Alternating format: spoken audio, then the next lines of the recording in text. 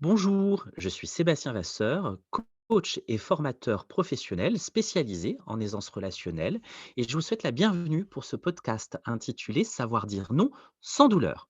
En effet, qui n'a jamais éprouvé de la difficulté à dire non?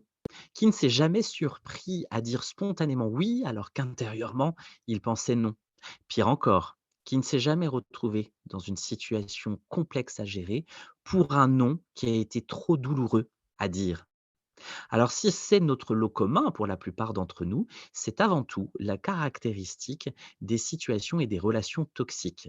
Ce sont ces situations et ces relations que je traite dans mon programme d'accompagnement en coaching et j'observe que mes clients qui ont cette difficulté à dire non vont laisser quelque part la place à leur interlocuteur pour développer un comportement abusif, rentrer dans des formes de jeu de pouvoir et souffrir quelque part de comportements de mauvaise foi, voire même de manipulation, de malveillance ou de maltraitance.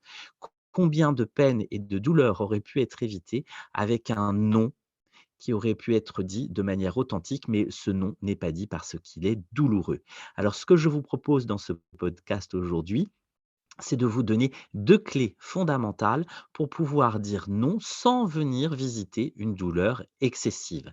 Mais pour vous donner ces 2 clés, je me propose de vous raconter une petite histoire dans un premier temps et de décrypter ce qui s'est joué derrière cette histoire afin que vous puissiez avoir tous les éléments d'analyse et afin de mieux appliquer, mettre en œuvre les clés que je vais vous donner. Alors cette petite histoire, je le dis tout de suite avec un peu d'humour, toute ressemblance avec une situation que vous auriez vécue étant purement fortuite, parce que c'est l'histoire vécue par Pauline, une de mes clientes. Pauline est une personne très sympathique, une femme pétillante qui aime la vie, mais qui souffre de relations toxiques avec son fils, qui est un jeune adulte, un fils d'à peu près 20 ans, étudiant, qui vit chez elle et qui a énormément de mal à réagir au refus. Et dès qu'on rentre un peu dans l'opposition avec lui, eh bien, ça donne lieu à de véritables conflits, à de véritables scènes, d'agacement, d'irritabilité et ça fait visiter à Pauline un état émotionnel assez compliqué.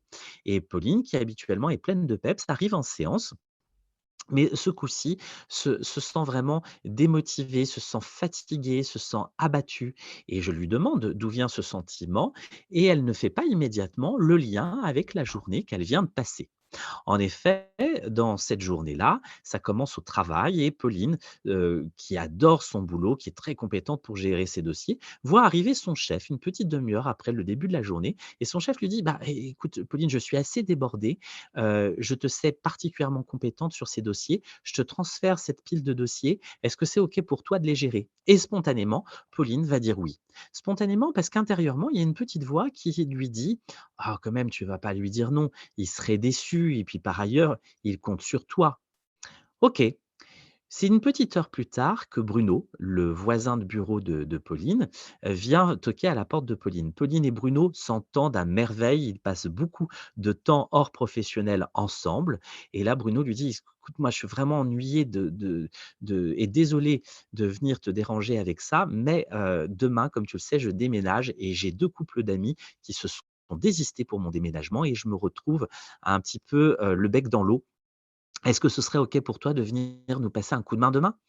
Et Pauline, heu, spontanément va dire oui et pourquoi spontanément? Parce qu'il y a la petite voix intérieure qui lui dit: «Oh le pauvre, il est dans la galère, quand même, je peux pas lui dire non, en plus il compte sur moi». OK. 2 oui qui ont été positionnés sans venir interroger le niveau d'énergie disponible pour assurer cet engagement. Voilà, ça commence à peser un petit peu sur les trapèzes, les épaules de Pauline, qui commence à se sentir passablement pas bien. Mais heureusement, le mari de Pauline arrive à midi, lui fait la surprise, il l'emmène au restaurant et lui dit: «Écoute, j'ai une très bonne nouvelle, j'ai réservé nos vacances. J'ai voulu te décharger de ça, je nous suis réservé une petite semaine en Sicile, rien que toi et moi, au soleil, et après l'année, que je viens de passer, l'année, en arrêt maladie qui a été si compliquée pour moi, je suis sûr que ça nous fera le plus grand bien. Tu es contente?» Et là, Pauline, de dire oui, un oui qui commence à lui coûter parce que Pauline n'aime pas les pays du Sud. Pauline aurait bien aimé partir en vacances pour une fois dans les pays du Nord, parce que Pauline a une allergie au soleil, elle doit prendre un traitement plusieurs mois avant les vacances et ça la rend passablement malade. Mais il y a toujours cette petite voix à l'intérieur qui dit à Pauline: «Eh quand même, le pauvre, il en a quand même bien besoin, je pourrais faire un effort». Donc c'est dans cette énergie-là que Pauline va rentrer chez elle et elle tombe sur son fils plein de bonne humeur. Elle est surprise de trouver son fils très enjoué et son fils qui lui dit: «Maman, tu vas être contente, tu dis tout le temps que je ne m'engage pas assez dans mes études. Eh bien là, j'ai invité tous les copains, samedi soir, donc demain soir, on fait une grande soirée révision pour les partiels à la maison demain.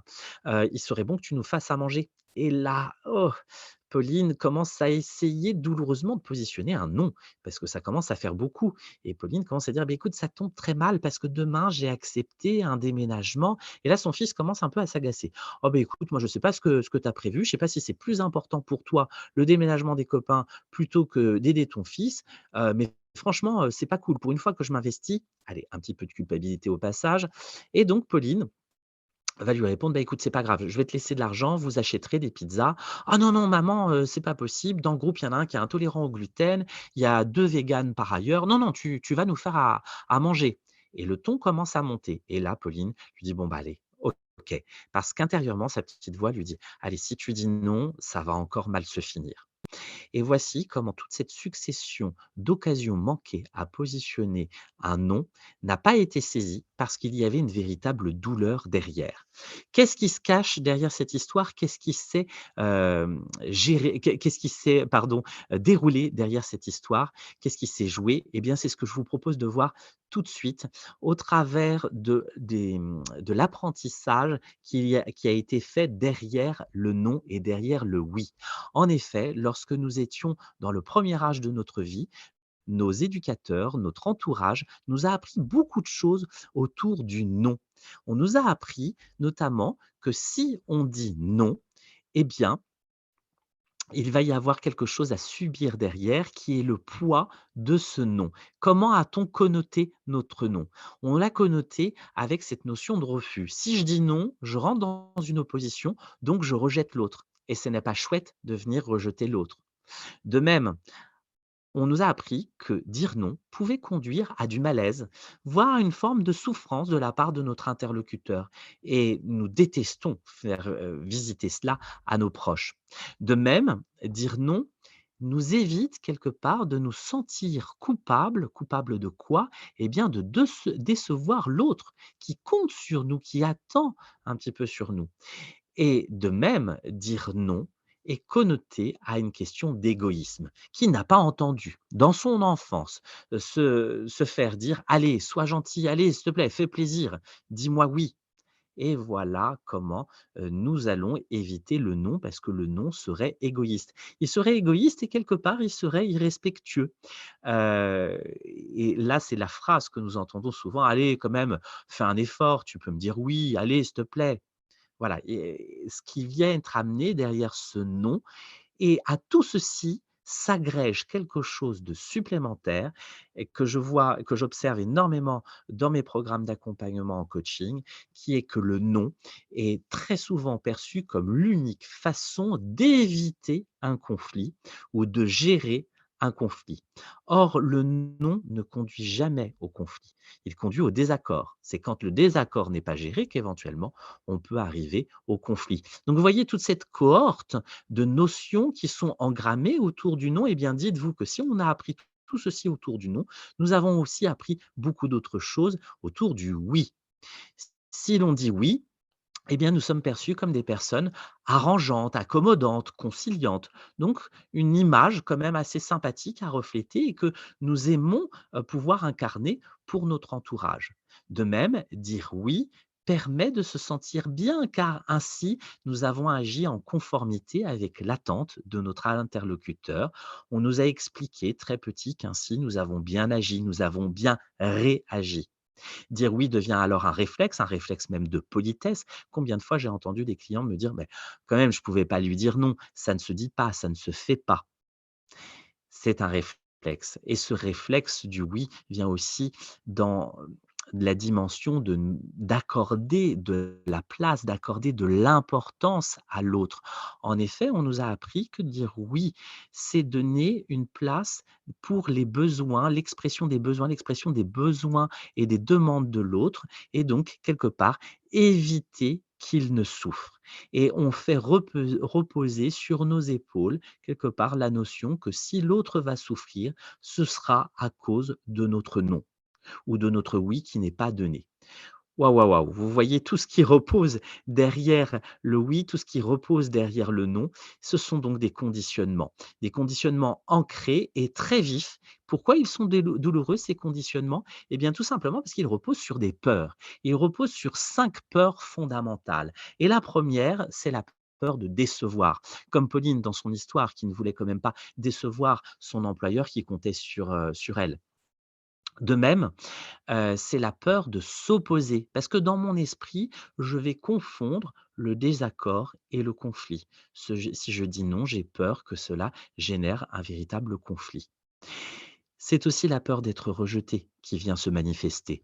En effet, je vais aussi confondre dans mon esprit la personne et sa demande. Donc si quelque part je rejette, sa demande, je vais rejeter aussi mon interlocuteur et ça, c'est douloureux à venir visiter. De même, il y a une peur qui est peu, lisible, qui est peu, regardée, qui pourtant est très présente, c'est la peur de se sentir découragé. Le fameux: «À quoi bon? De toute façon, j'ai pas le choix. Pourquoi insister? Pourquoi je vais lui dire non? Ça finira, mal de toute façon» et puis l'autre finira par obtenir ce qu'il veut. À cette peur-là vient s'agréger la cinquième, la peur de s'affirmer. S'affirmer par un oui authentique et sincère. Donc cette affirmation qui n'est pas posée va venir me faire visiter plus ou moins consciemment, dans un deuxième temps, une forme de résistance en me sabotant. Je vais saboter parfois la relation en y mettant, peu de bonne volonté ou peu de bonne foi, peu de motivation à faire ce qui m'est donné, eh bien, c'est une façon aussi de réagir. Ces 5 peurs qui sont très vivaces reposent au final sur un principe fondamental et c'est surtout ce que je voudrais aujourd'hui partager avec vous pour que vous puissiez dépasser la douleur du non. Ce principe fondamental, c'est celui de la dissociation. Il est essentiel de dissocier la personne qui vous formule une demande et la demande en elle-même. Ainsi, pour moi-même, je n'ai jamais pour ma part, pardon, je n'ai jamais l'impression d'avoir à dire non à quelqu'un. Je ne dis jamais non à qui que ce soit. Je ne réponds jamais non à une personne. En réalité, je réponds non à sa demande, à sa volonté, à son souhait, à son exigence. Donc ce qui fait que je rejette éventuellement sa demande, mais je ne rejette pas l'autre et je dis rarement non simplement et je préfère la tournure suivante. Je me vois contraint de devoir dire non à ta demande. Ce qui fait que derrière le non, il y a un oui. Je dis oui à la personne et je dis oui à l'échange. Je suis donc dans une posture d'accueil. Je suis tout à fait OK pour échanger avec toi sur ce sujet. Et dans le même temps, je peux dire non à sa demande et venir visiter ma juste posture d'affirmation. Pour le dire autrement, on a vu que non, pourrait nous conduire au conflit. Il serait plus juste de dire que dire oui à mon interlocuteur, alors que je pense non, alors que je veux non, c'est le véritable germe du conflit, mais pas forcément du conflit tel que vous l'imaginez. En effet, si je dis oui à la demande de mon interlocuteur, alors qu'au fond de moi, je suis en train de dire non à mes besoins, alors là, oui, je vais vivre un conflit, mais c'est un conflit interne qui s'appelle la frustration, c'est-à-dire la distance qui va s'opérer entre ce que je suis en train de vivre et ce que j'aimerais vivre. Ça va générer en moi de la contradiction, je ne serai plus aligné avec mes besoins, je vais vivre de l'insatisfaction, côtoyer une forme de déséquilibre et ça peut même se manifester durablement dans mon corps. Alors qu'en revanche, si je dis non à mon interlocuteur parce que je suis en train de dire oui à mes besoins, là, je ne vais pas avoir un conflit extérieur avec mon interlocuteur. Je vais tout simplement avoir du désaccord. Et le désaccord est l'une des clés qui peut se gérer. Alors, c'est pour ça que je vous donne tout de suite la première clé qui est le conseil cesser de confondre concession et compromis. J'ai un de mes clients qui éprouve une véritable difficulté à se positionner vis-à-vis de son épouse.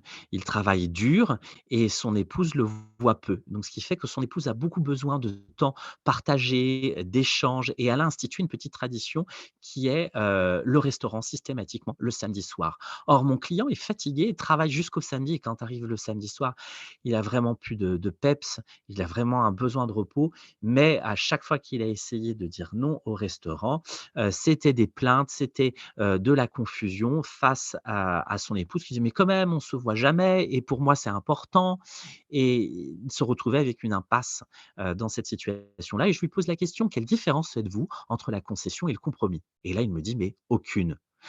Ah ben c'est bien dommage parce que c'est là que se trouve une clé. Quelle est la différence? La concession, c'est de l'ordre du renoncement, de l'abandon. Je vais renoncer à la validité de mes opinions. Je vais renoncer à mes intérêts. Je vais abandonner mes désirs, mes aspirations, mes souhaits, mes volontés. Je vais renoncer à mes demandes, à mes besoins, voire même dans certains cas à mes droits.